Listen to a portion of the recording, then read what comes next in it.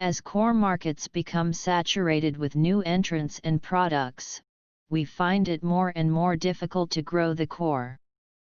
In fact, the average growth rate in the core business is often less than half of the non-core areas. We find traditional approaches that have historically driven growth are reaching points of diminishing returns. So, what can we do now?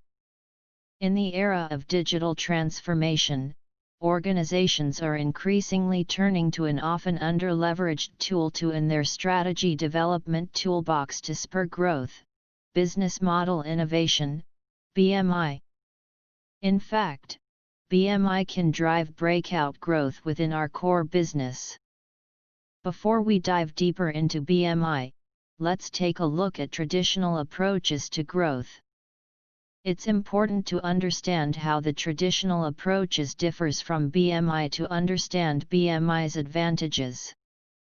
The traditional approach usually pulls on one of three growth levers: product enhancements, new product introductions, pricing strategies.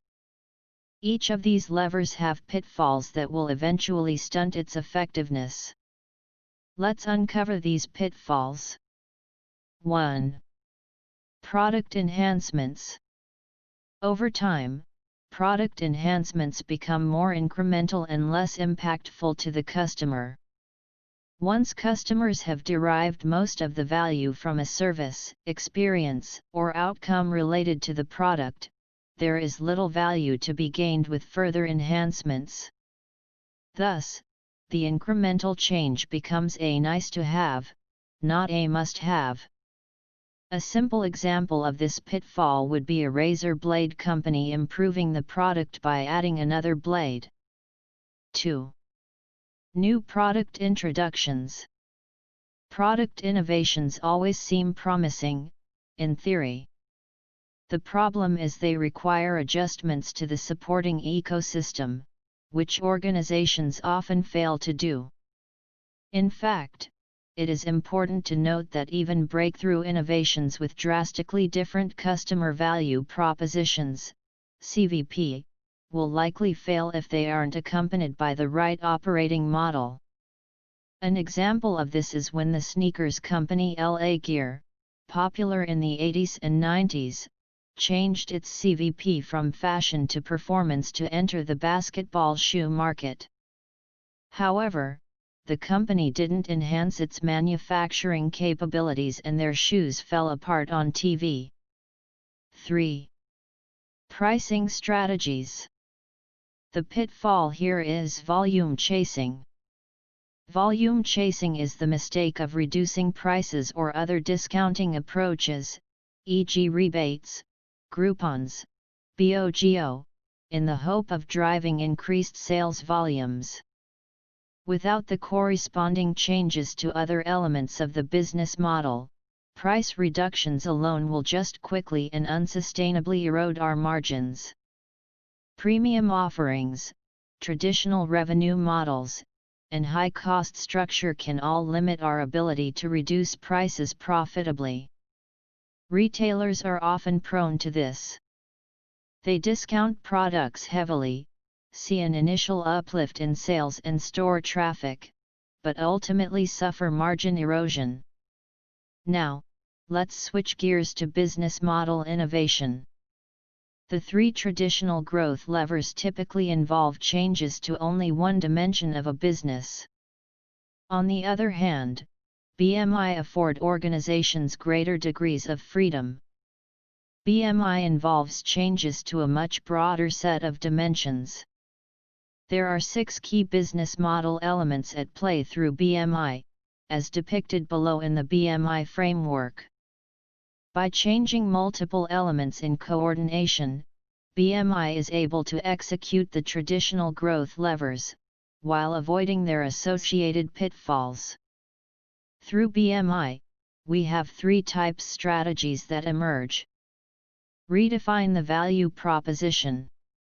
Support the value proposition with a new operating model.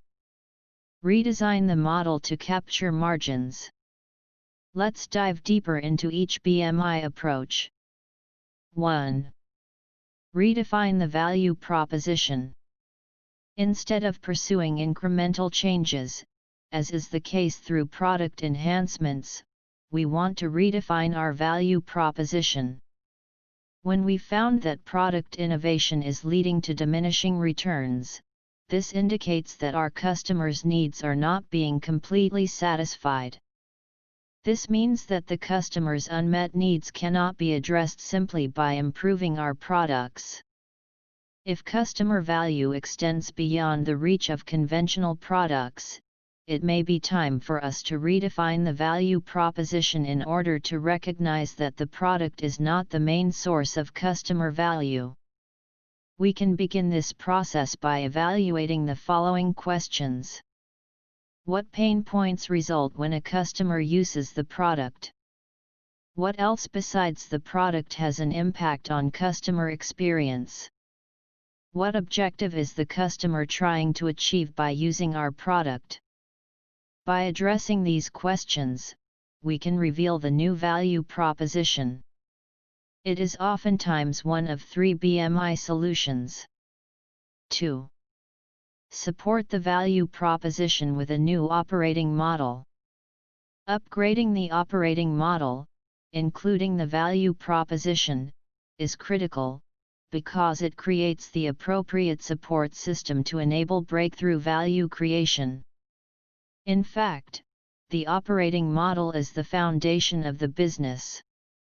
It should reinforce the new insight that is driving the entire business model redesign. 3. Redesign the model to capture margins. There are many organizations that have successfully lowered the price point, while maintaining or sometimes even increasing margins. To do this, these organizations recognize that it is a challenging situation that requires not merely just the price, but also changing other elements in the business model. Reaching a lower price point may involve a new offering, operating model, revenue model, or perhaps a combination of the 3 elements. BMI can enable profitable value creation by redesigning the business model elements around the new price point. These 3 BMI strategies actually lend themselves to 9 different BMI solutions. Interested in learning more? To learn more about the business model innovation, its corresponding strategies and solutions, take a look at our framework presentation on BMI here. This framework is part of the strategy development stream. Want to learn more? To view this full document, check out the page linked to in the description below.